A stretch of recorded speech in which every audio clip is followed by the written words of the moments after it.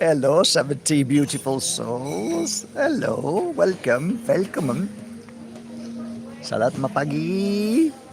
That's good morning in Balinese. Hello, how y'all doing? Everybody's coming. Everybody's around now. Well, you know it was quiet 2 minutes ago, right? Right? So you saw that in real time. It was really quiet. It was like, and now, commotion. Brilliant. Fantastic. Welcome, everybody. Welcome. Suksamo. Sounds very dodgy, that. Suksamo. Mawali. Hati. Be careful. Hati. Be careful. Go slowly. Hati. Slow. Nasi goreng. I wonder how you say mucho trabajo y poco dinero in Balinese. How do you say a lot of work but little money? Because in Spain, guys, if you ever go to Spain and you want to make a Spanish friend, just say, when they say, ¿Qué tal? It means, how are you? You go, mucho trabajo y poco dinero. They'll love you. They'll love you for life. That was handed down to me by Tony Lynch. Tony Lynch. Tony used to be an antique dealer, second-hand antique dealer, second-hand antique dealer, stroke. Used to clear out houses like I did many years ago. Yeah, I always had an eye for opportunity, and I remember going into his shop, and at the side of his shop he had a courtyard, a little courtyard. And me being the person that I am, always looking out for opportunities when I was an auctioneer and I was breaking free from auctions. I realised that I'd like to eventually open my own store, my own shop. Because I used to love everybody's shop. Because I used to drop off my, not my, but the clients' goods, solicitors, estate agents, probate, all that kind of stuff. I used to drop it off at, they say, I'd sell the product and then they'd say, drop it off, Mark, and, I charge them 15 quid. And I'd drop it off, me and John would go down and drop, and some of the shops were beautiful, KLM, beautiful shop. Tony's shop was great. I loved it. I loved second-hand shops. I loved antique shops. I just loved that kind of stuff. Anyway, that courtyard, I said to Tony, because I thought, I started buying some bits of my own, and I needed to sell them because I was going to go to Ibiza. I was going on holiday. I needed to sell some of the stuff that I'd bought in the past, and I just had in storage. And I thought, I didn't want to give them away. I wanted them to sell them. The only way you could sell them at the right price, not at the auction price, was to have it in a shop. So I said to Tony and his wife, see that courtyard there?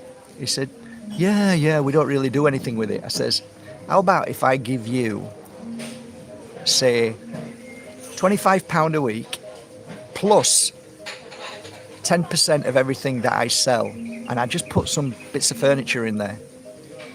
And he went, yeah. So I came with a van full of my beautiful Art Deco furniture, a round display cabinet. Now, if you know anything about display cabinets, they're normally kind of that shape, but a round one is kind of pretty rare. In auction, I would have got 150 to 175 for it. Now it's in Tony's, outside of Tony's shop in the courtyard, I put 550 quid on it. Now back then, that's like now, if I put that, I don't know what the prices are worth now, but that's a couple of grand. Anyway, I put a load of stuff out, loads of beautiful little things. I had a little Davenport. I put that at 1,700. I would have got about 450 to 500 for that, and so on. Well, the phone rang, I knew what was going to happen. I had a feeling what was going to happen. Mark, how about if I do a deal and buy all this stuff off you? No, it's all right, Tony. We already agreed. 10%. You see, I already knew he'd sold nearly everything. I knew that somebody had been there and bought it all. And I said, no, we stick to the original plan, right? I got there. Within the first week, I'd just about sold everything. And he had to give me about $5,000. As he gave me that money, I could see he was fucking livid, giving me this money, right? Like, hang on, Tony, like, I didn't want to say it, but relax, pal. It's my money, it's my stuff. But no, it should have been mine. This should be my money, right? That's how people are. It's just the way people can be. At the end of the last bit of money being given, I knew it was coming. We've decided not to carry on this. And it's a great idea. And I think we're going to do it. We're going to continue doing that. It's all right. It's my pleasure. Opportunity given freely. You're most welcome. That's fine. But that was great because all of those things created such a beautiful energy of me to say, okay, you know what, Mark? Proof is in its pudding. Get yourself a shop. And at that moment, within that moment, there was a closing down sale at Sundial Emporium.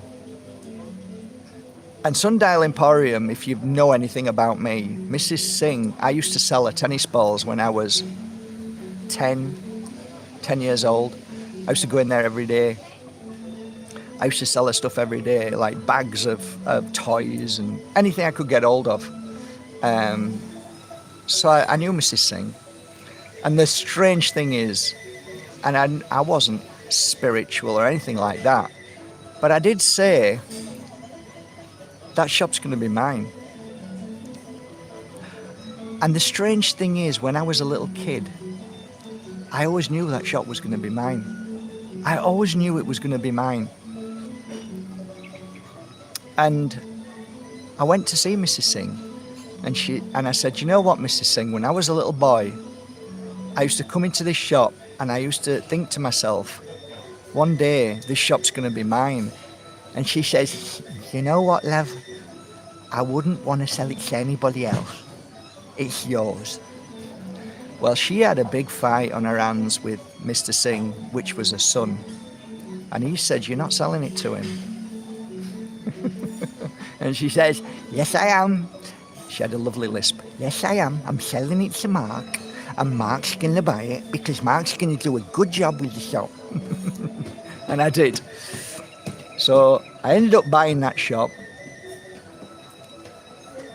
And I called it Exhibit. And yeah, don't know why I mentioned that, but like I said, you get to understand people in life, you get to understand what people are like, but you get to understand them far more when it comes to money. When it comes to money, it brings out the real you. Oh, money's the root of all evil. No, it's not. It's not even that. That isn't even the wording. But people have taken that on board and really use that as a quote now. But really what it does is it shows you your real truth. So when you put money down on the table, you see the real truth of people around that table, who they really are, what their real soul is. Interesting, eh? People used to fight over me over pence. People used to fight with me because they didn't like me doing well. They didn't like, hated somebody doing well. Every walk of life. So it's not like it's the money per se. It's when you start shining, It's not about being successful. It's when you start shining in whatever field you work in. You shall know them by their actions, by their energy, by their energy. So some will be all over you. All over you. Yeah, you're wonderful, but are you really all over me because you really care? Or is it because you see opportunity? Something to think about. Or is it that guy genuinely is happy for me? That woman is genuinely happy for me. Not wanting anything, not needing anything. Let me tell you something. I know I'm going off on one. But I've been in Bali now for 2.5 weeks. I kid you not. Look at me in my eyes, telling you straight. I've had 3 thus far. I was going to say 4, but the 4th one I'm not sure about. 3 people, and remember this saying, because sayings sometimes are quite true if you understand them. Beware of a stranger bearing gifts. And let me tell you guys, I don't know what it is about me. Do I look like somebody that I look easily gullible? Do I look gullible? If I'm sat here, do I look, do I look gullible? Because people have bared gifts to me, but a banana. This 3 people, banana with other fruits. I just wanted to give you this banana. I just wanted to give you these fruits. I just want to give you these fruits. All right, go with it, because I've been there before. I was there before, but it was different. When I first started my spiritual path, people used to, I'd like to pay for the bill. No, that guy over there paid for it. Smiled and just went like this. Never even wanted to talk, just went like that. I'm like, that's weird. But you feel it's genuine. The guy doesn't want anything.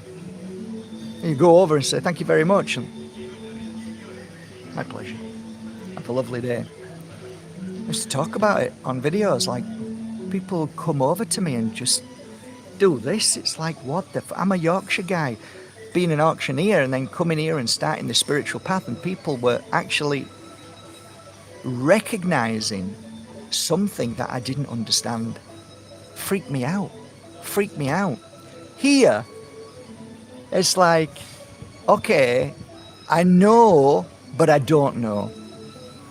They sit down and within 5 minutes, 10 minutes, you realize they don't care about what you're saying. You realize that banana wasn't a kind act. It was a business transaction.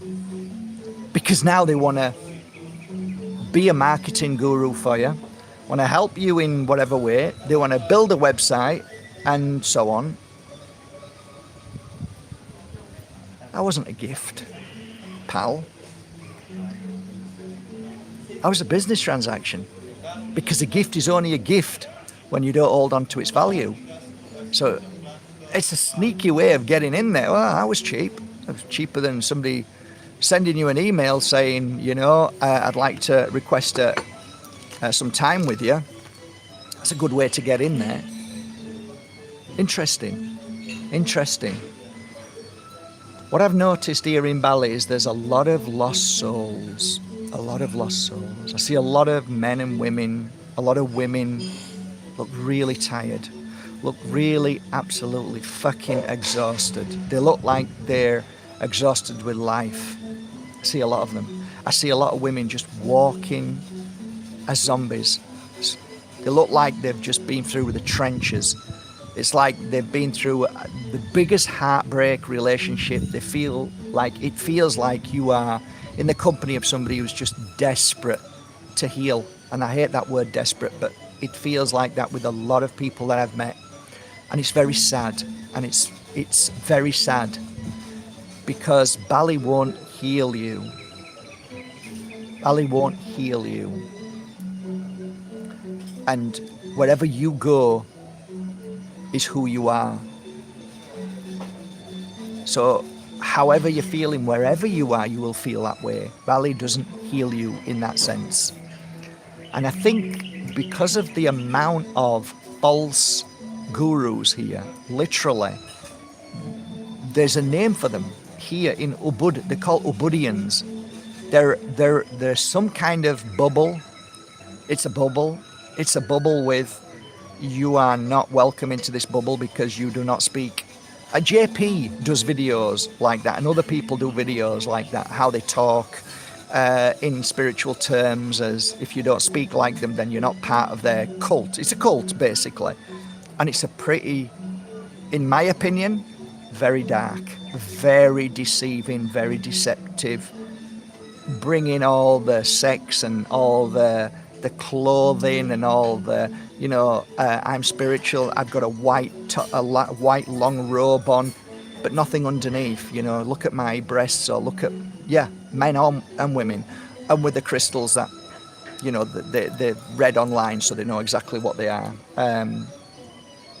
but they haven't a clue to. It's a fake level that I've never seen as thick and heavy and dense and actually quite dark. And I've seen this over 20 years. It's like, I've seen it everywhere. But here, I've got to say, it's Ubudians is a good word. They are very, very, very different. And you kind of run when you see them. You run, or you try and get up off your seat and move away, because you can feel the fake and falseness of it all. It's actually palatable, and it burns, and it burns the head, hurts you. It does.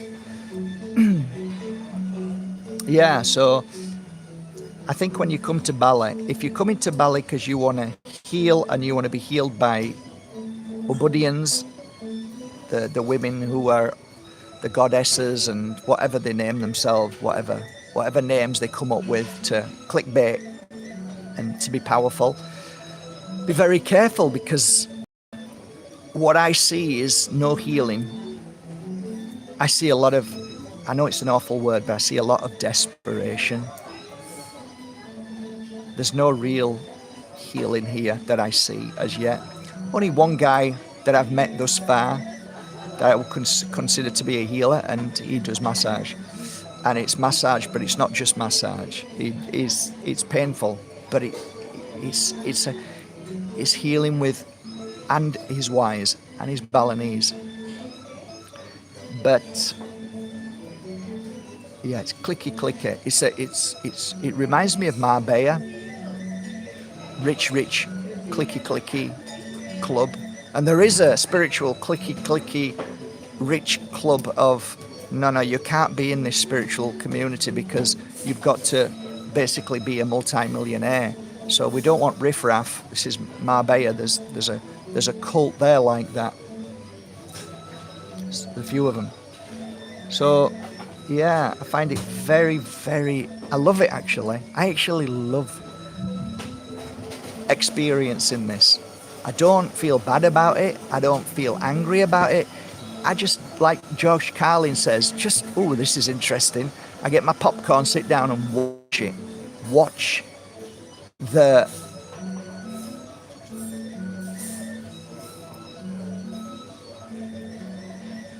followers. I just watch the followers following. And I watch the fake gurus loving the attention. So there you go. Thus far, it's great. But I keep myself to myself during the day, working on the power of Moldavite. Now that the ancient art of flower reading is out, people are now receiving it, and people are saying that they really like the book, and I'm really pleased, because it cost a fortune for me to have made. So I really hope it's okay, guys. I really do. There's only so much you can do. You've got to rely on the people to put the text in the right way. You've got to, the images in the right places. then the printer has to print it properly, it's got to be cut correctly. All of these things it's out of your hands, and you hope that everything's fine. And Spain, to be honest, don't expect perfection. But then again, you can't even say the same about Amazon, because my first book, Diary of an Accidental Psychic, got sent to me 3 times before they even got it right. And even now, the back page, the wording just cuts along just a little bit. But being a Libra, I fucking hate being a Libra. Can't stand it. If I come back again, don't have me as a Libra. Being a perfectionist isn't, and I don't mean that in an egoistic way. It's like I'm looking for fault. I'm looking, is it perfect? Is it perfect? And then, yeah, but that's the way it is. Enjoy. What's the most important thing about this book? The wisdom that is within it. It's not like, okay, you have to spend a month, dissecting it, understanding it, researching, and it's really simple. And once simplicity enters into you through the art of reading flowers, your whole dynamic, the way you think, the way you feel, the way you acknowledge things, the way you vibrate at a frequency of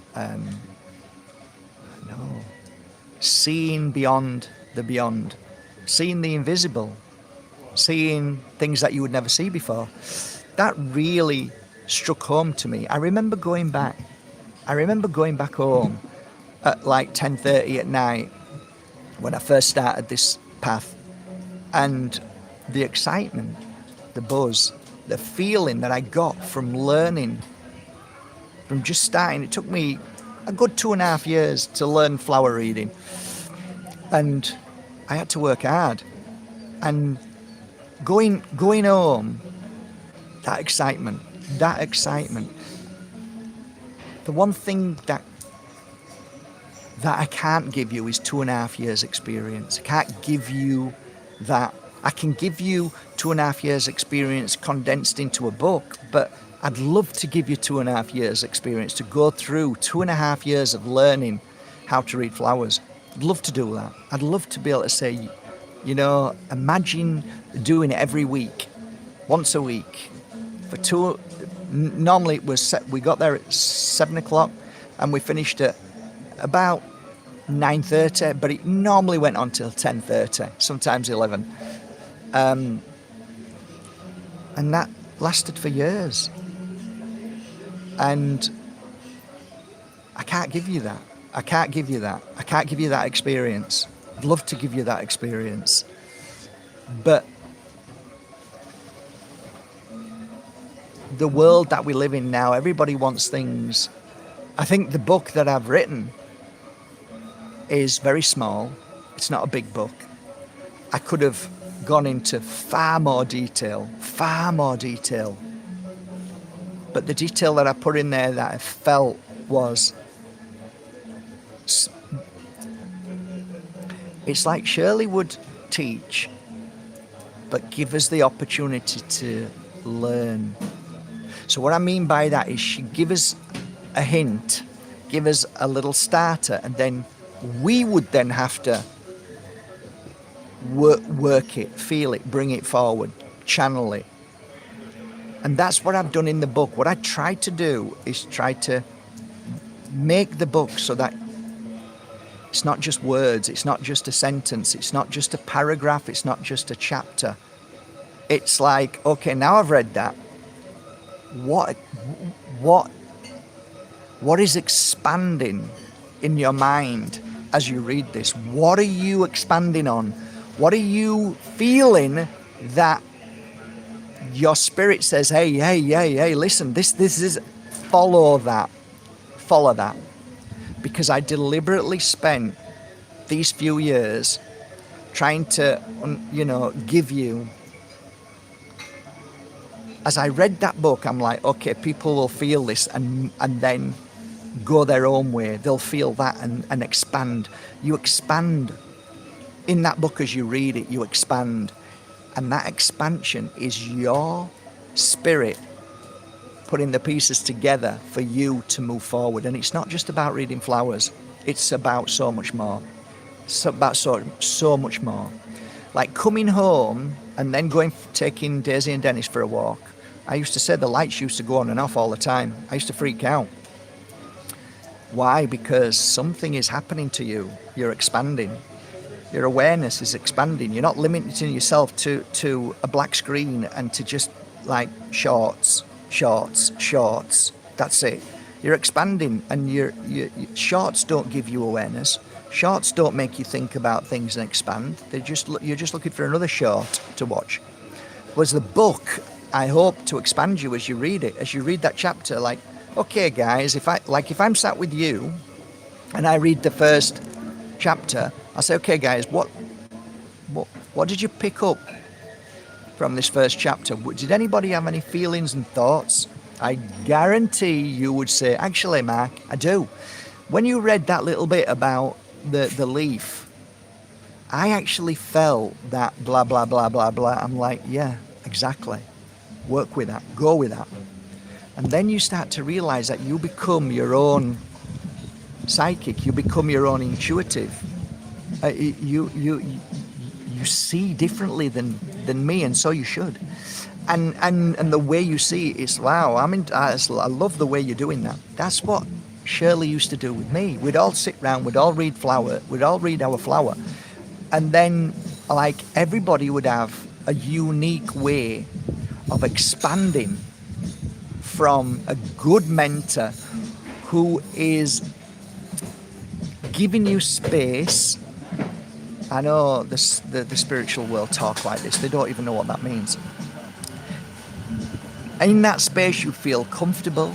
You don't feel like people are going to laugh at you. You feel, you know, these places where people dance, and then the teacher said, just let yourself go. When I'm in that environment, I feel so unsafe, and I feel so sick. I feel so fake that I've got to run away from it. Sorry guys, but that ain't a safe space.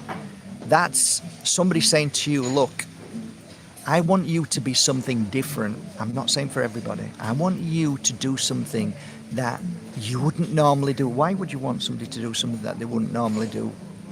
Sometimes that's a little bit, yeah, but it's good for you, it's good for you. All right, but in that moment, you're fighting. In that moment, you're pushing. In that moment, you're struggling. That's not a safe space. Sorry, guys, that ain't a safe space. When Shirley used to say, start off, we'd have a prayer to start with.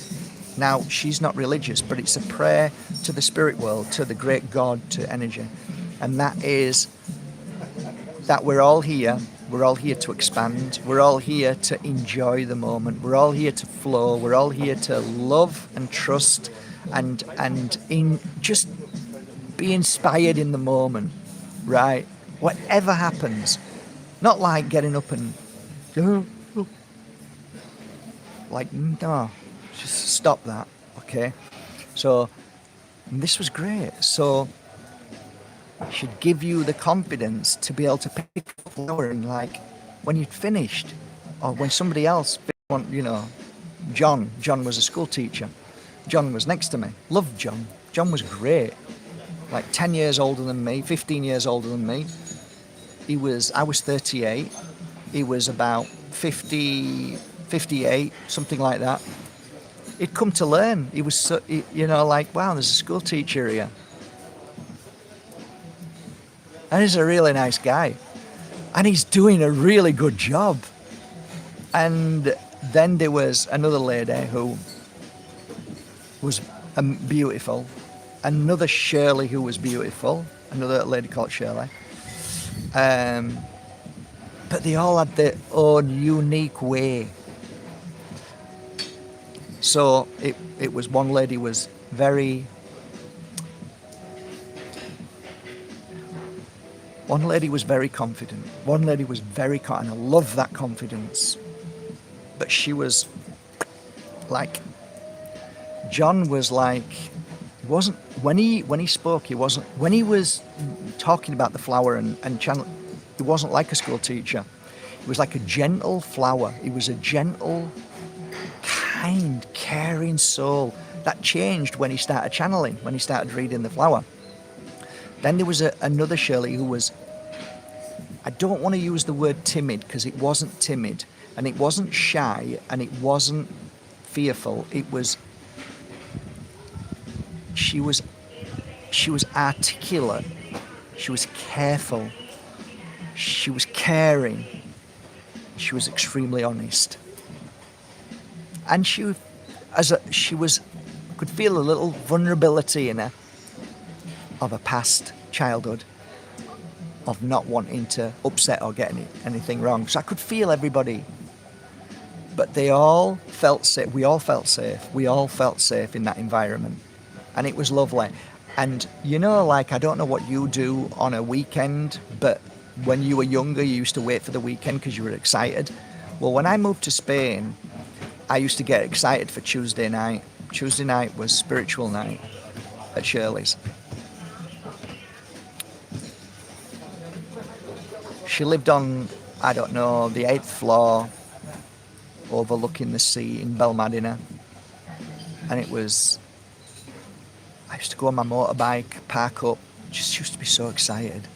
Get back on the bike at 10:30 when it was dark, quiet, get home. Hiya, how did it go? Fantastic. I feel great. Well, that's nice. Thanks. I'll take the dogs for a walk. Go and take the dogs for a walk. Go and think about them few hours. Just think about what we did. Think about the power of something that we've been killed in the sense of not knowing. We have been tortured. We have been raped of our true gift by a system that is so evil and knows, and it's so frightened of us tapping into that they need to brainwash us immediately as a baby. And as a little child going to infant school, they have to do everything they can to stop us from actually coming here and being who we truly are meant to be. I'm not saying I am who I'm meant to be. I'm saying that I had a taste of that. I was lucky enough to taste it. I was lucky enough to be part of something for 2.5, 3 years of opening myself up, and as Shirley used to say, you're here to unlearn. Boy, was she so right. And that was the hardest part.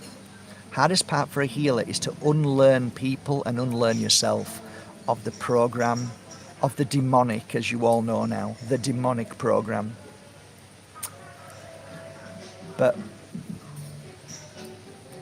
I first wrote a book called Diary of an Accidental Psychic because I wanted people to realize that there's so much ego in the psychic world. There's so much ego.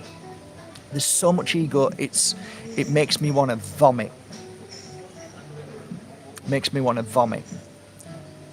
And the reason why I called it accidental psychic is because I didn't like the word psychic because of the people who call themselves psychic. I didn't like them. I didn't want to be associated to them. But accidental, I could get away with it a little bit because it's like saying, no, it was just an accident. So there is no ego in that.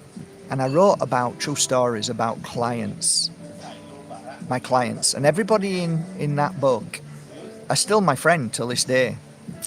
Although I got mocked and ridiculed by many people online, they would come to the rescue online on Facebook and say, actually, you can shut your face because that story is about me.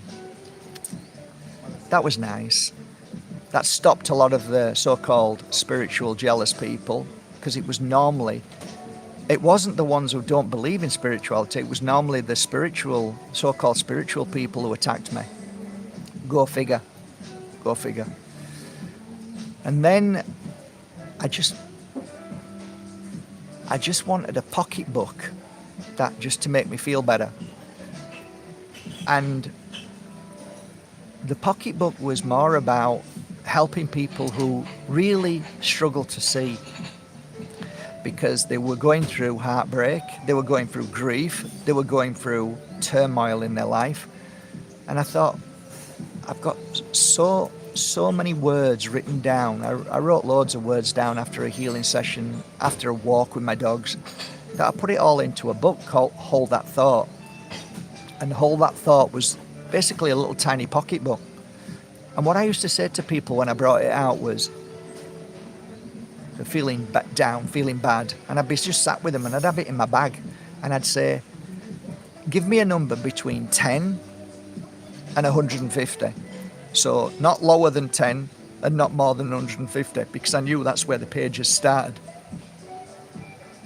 Because on each page had a message. I'm telling you, it saved people's lives. It changed their energy instantly. They felt better. And I loved that book so much that I wanted to write another one, but this one was bigger messages, longer messages. I'm like, what about if I could help this woman here rather than just a little message, a really in-depth message, a message that that makes sense. That really makes sense to me. I don't know what it is, Mark, what you know, it's not like you're writing it for me, but there's something in that message, a long message that really makes sense.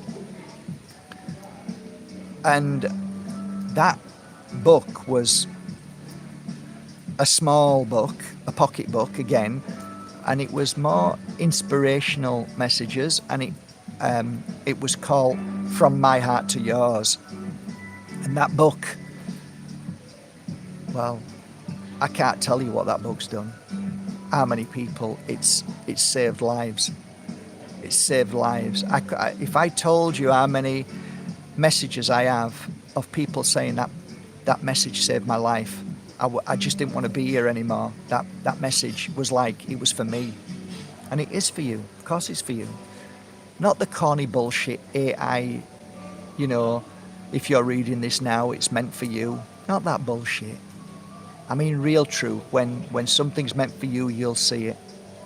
When a crystal, you know, chooses you, you will feel it. Not the bullshit, just trying to sell you something, AI crap, or so-called spiritual people just jumping onto a bandwagon. You know when writing and when something is said that it's said in a way of energy. You feel it and it's genuine. It's not, that's just fucking bullshit. So I was really pleased with that. Well, I'd moved on from then now, and I'd gone like 12 years, 13, 14, whatever years, and I've got a lot of stories to tell, but stories that maybe I can't share, but there is some stories that I can share, and these stories are the next level of spiritual experience, and I wanted to put it into a book, and I couldn't stop, and I wrote it here. Couldn't stop. Arlene was saying your writing seems to be, I'm not even correcting hardly anything. This is like, and I'm like, I don't know what's going on, Arlene. I've got dyslexia and dyspraxia, and yet it's just flowing. Like, it's just flowing, Arlene. I just don't know what the hell's going on. It's madness, but it's beautiful. Don't stop, she said, and I didn't. And I was sat down there. I was sat down there, right? Just down there. That's where I wrote Seeing the Invisible. And I called it Seeing the Invisible because I realised that around me, nobody's seeing anything. Whether you want to call them NPCs, whether you want to call them people chasing their tail, I don't know, but people ain't seeing anything. And I just thought, I am seeing things. I did see things that other people didn't see.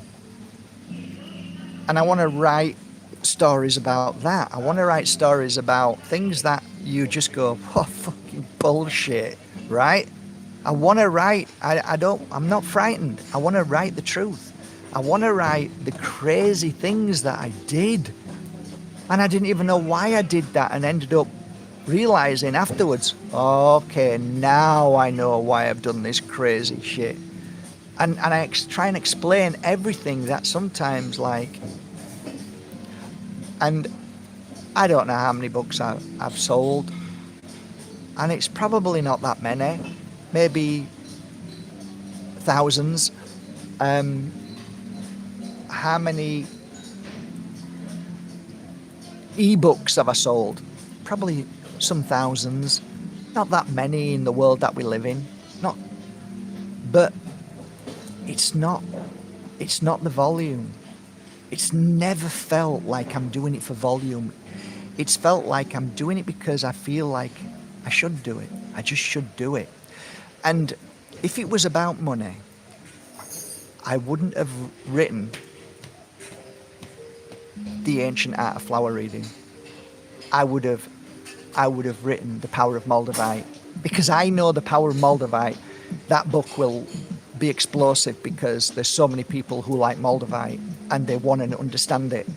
And there's not many people who've actually worked on over 10,000 clients using Moldavite through the day and can explain certain things in the depth that I think myself and a few others can. I don't know. I'm only saying. But, my work is evident because I was one of the first on YouTube, and I talked about Moldavite fearfully, talked about spirituality, shaking almost like a little kid, trying to get used to speaking on social media, to try and share my gift with people. And every single day working in a room with thousands of crystals around me all the time. Underneath, I had boxes and boxes of crystals, trying to understand crystals and work them out and sharing what I'd learned with you. So the power of Moldavite, when that comes out, I think I'll probably sell in the first week, I don't know, I'm getting 1,000, 2, 3. That's my feeling. Whereas any other book, I sell 50 or 100 that week, or 200. This time, this new book did about 200-300 the first week, something like that. And so it's never been about ego. It's about being honest, putting truth out there, putting things out there that doesn't deceive, that is, as a lot of people don't understand this, especially if you're not in the field of working with crystals. You get a lot of people who just laugh and mock and, get that every day. But as long as you're true to yourself, as long as you're true to your work, as long as you're true to what you do, as long as you're true to your path, I think you're always, the right people will always find what they need. And the fakeness in this world, those people will always find the fakeness in the world. You will vibrate at the same frequency than what you are. That's what I feel anyway. Just like when you listen to certain people who are like truth tellers, you'll vibrate at the people that you feel are on your level to a degree. And you will also, because you will turn away from others that you feel, nah, this doesn't feel right. Sorry, I don't vibrate at this frequency at all. And there's a lot of people who vibrated at my frequency and don't anymore. A lot of people left me because I was kind and happy and jolly, and then I went through a lot of pain when I started seeing the world of SRA and I started sharing it. A lot of people left me when I started talking about the jab, saying that I felt it was a satanic ritual and so on. But I think you have to be true to yourself. And I think your soul, your consciousness knows when you're a good soul. It knows when you're on the right path. It tells you. It always tells you. It always says, yeah, write that, don't write that, say that, don't say that. You know when you've stepped over the mark of your soul. Your soul says, no, I didn't tell you to do that. Your brain says, yes, I did it. And I went, no. Your soul said, no, I didn't tell you to do that. That's your brain. That's your brain. You're being led by outside influence, brainwashing. Your soul always knows what's right and wrong. Your soul always knows. And no matter how hard you fight it and try and justify it and bullshit away, your soul just smiles and says, no, that's not who I am. In truth, your body and your brain is very separate from your soul. It's not the same person. It's not the same thing. And darkness knows this, and it wants to hijack this body. But if you come from the same world as me, you'll always be checked in with your soul. Your soul will always check in.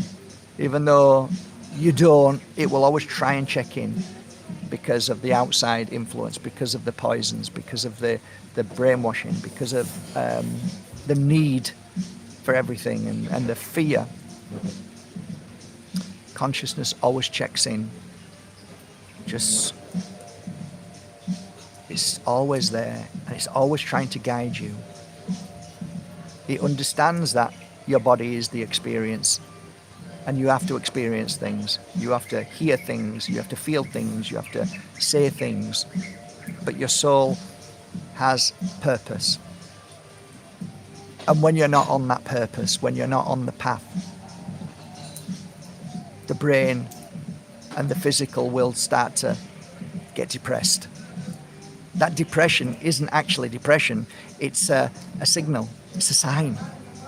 It's a sign that says, this ain't what we're here for. This ain't what we signed up to do. Hello? Anybody in there, McFly? Yeah. I could go on all day. I could talk about this all day, guys. I could go so deep and go to so many different levels of a branch off on this conversation. It's unreal. But suffice to say that meditation is important. Oh, it's dangerous. It's dark. It brings forward entities. It's all demonic. Yes, that's what demonic says. Demonic tells you. If demonic says it's bad, it's normally good.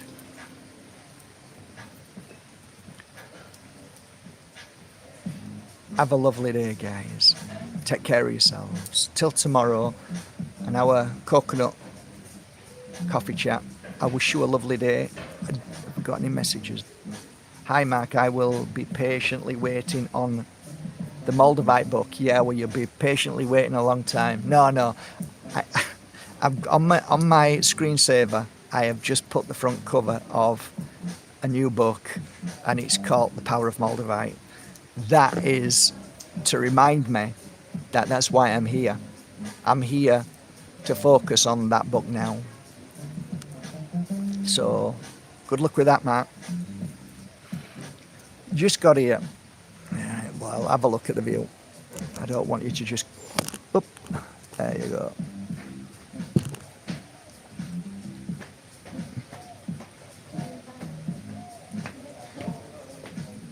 It's a little bit rainy today. It's a rainy night in Georgia.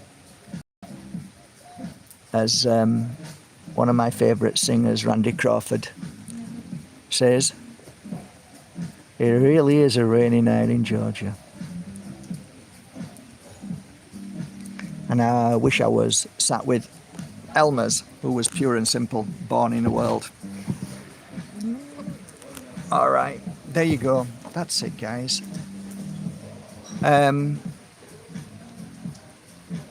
So still people waiting for the flower book.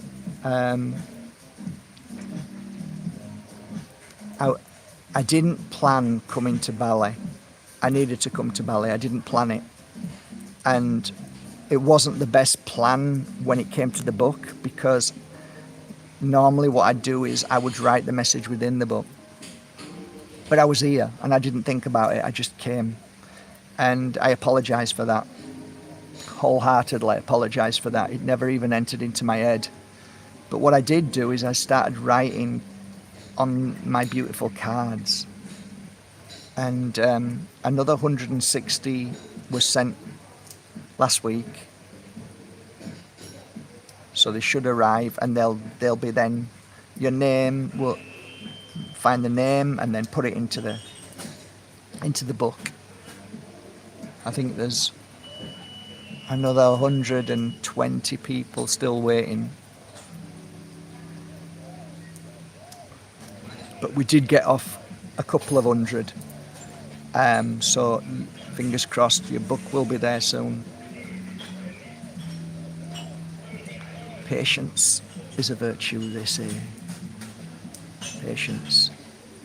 I don't know, the longer you walk a spiritual path, the more nothing really matters. Nothing really is that important. I lost that feeling 8 years ago. I realised that I was moving to a level of a different level. I was moving from the mindset to the consciousness living. And I don't want to talk like spiritual people. This is why I don't even like talking like this, because there's so much bullshit out there of people saying things, but just bullshit. But I mean this, I got to a point where nothing really mattered. And that's not healthy, guys. It's not healthy, because when you live in a world where everything matters, you're going to be so isolated. You're going to be rejected. You're going to be mocked, ridiculed. You're going to get a lot of people disliking you. Because when you say nothing matters, what you're actually saying is, you're not saying you don't matter. This table doesn't matter. The house that I live in doesn't matter. My children don't matter. That's not what I mean. It means that you're not feeling the same as you felt before in an earthly, bodily manner. You rise above that. So you're not affected by that, which means that you eliminate fear and worry. And you're happy, and you're just joyful, because there is no fear. You've eliminated it. And then 8 years ago, something came along, and I went back into that again. And it's only now that I'm starting to let go of everything. And actually, nothing matters. Nothing matters. I do my work, but nothing matters. Nothing matters. Nothing is like time. Nothing matters. Where I am, nothing matters. Where am I going from here? It doesn't matter. I fell off my bike. It doesn't matter. A young boy knocked me off my. It doesn't matter. It's disappeared. Heals wound. Wounds healed. And it's healed. Totally healed. Let me show it you. Healed completely.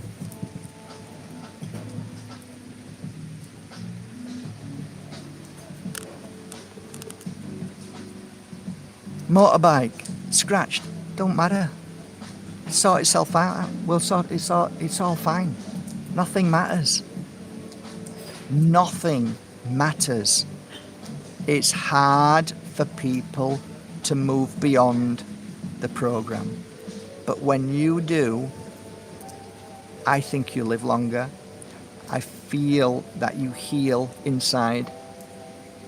When you have any kind of fear in you, there is no healing that takes place. None. You can't heal.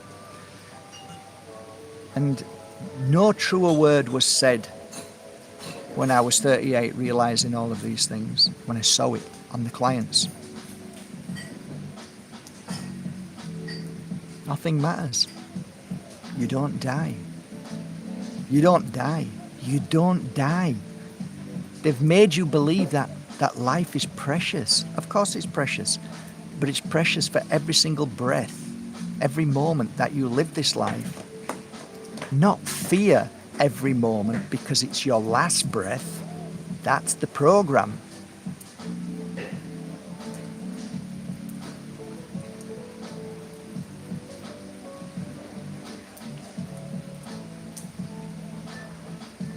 So there you go, guys. That's my little chat today.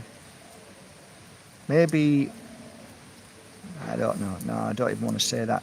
One of the reasons why I don't do online kind of workshops when it comes to talking about spiritual stuff is because it bothers me. It bothers me with the ego of everybody being like everybody's a freaking teacher now.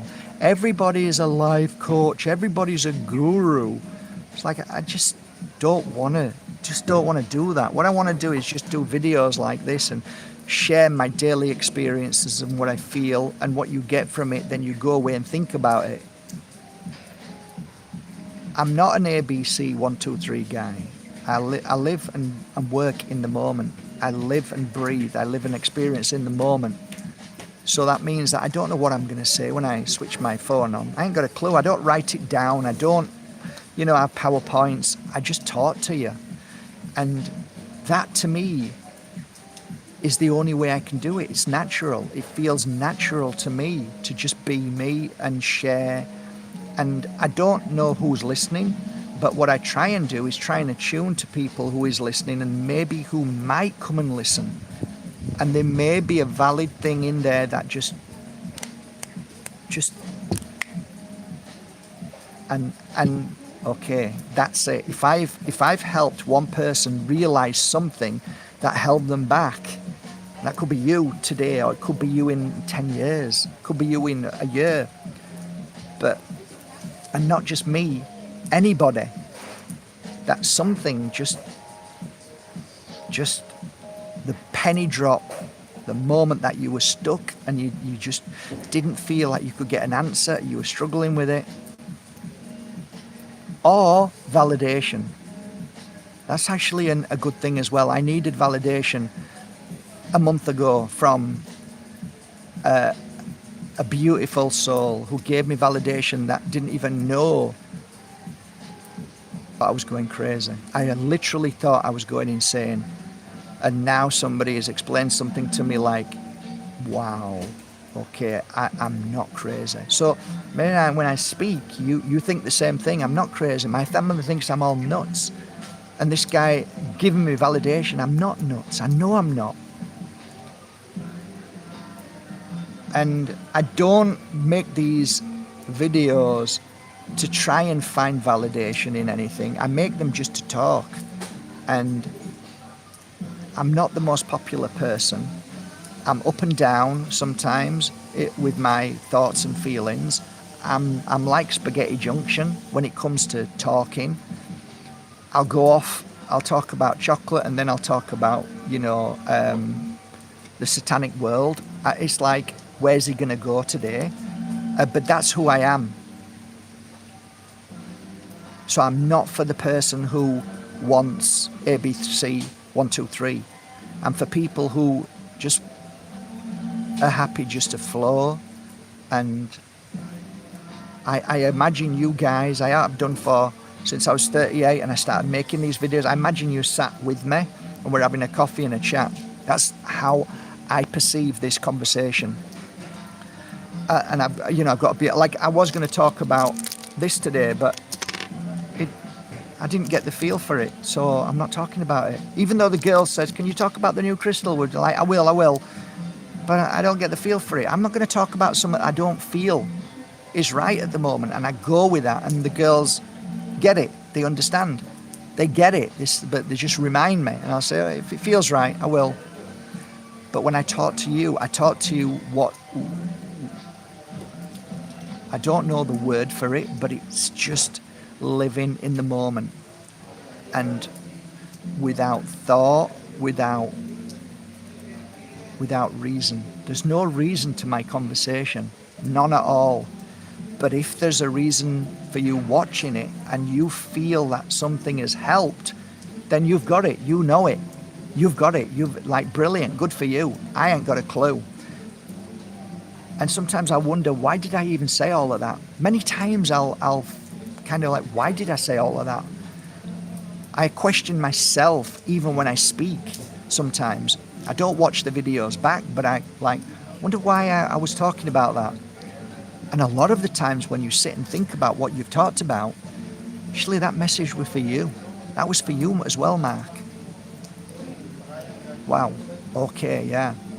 Now I understand. I'll have to think about that more. I'll have to contemplate it more.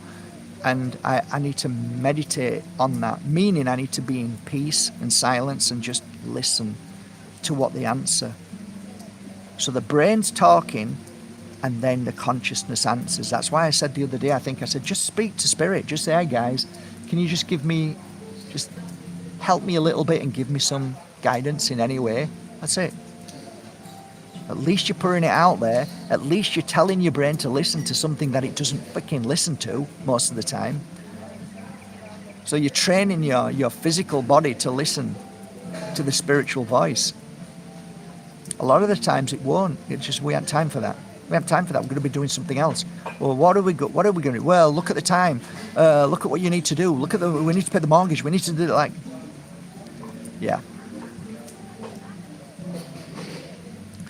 So there you go. That's it. I wish you a lovely day, guys. Honestly, wish you a lovely day. Send you all my love and healing thoughts. I've just bought, I didn't bring my book with me, so I bought a new book. So if anybody's in a really bad place, please send a message to info@markbajerski.com with their first name, and I'll put them into my new book. And I meditate twice a day, sometimes 3 times a day, on absent healing on those people. I haven't got the book here. I left it there because I was going to go and pick some stuff up. So I've got an empty bag. Yeah, I left it at home. I left it at the place. Yeah. And yesterday I went and bought a microphone and a mixer deck. And I brought my Apple AirBook, whatever it is, with me, so I can do some lives on there with a microphone and do some podcasts. So some lovely people sent me messages to do podcasts with them. So let's see if I can do them here. I'm doing a recorded one on Tuesday with the Richie Allen radio show because we're at different time zones, but we hit it at the right time. We'll record that and then it'll be out hopefully the same day on Tuesday or whenever.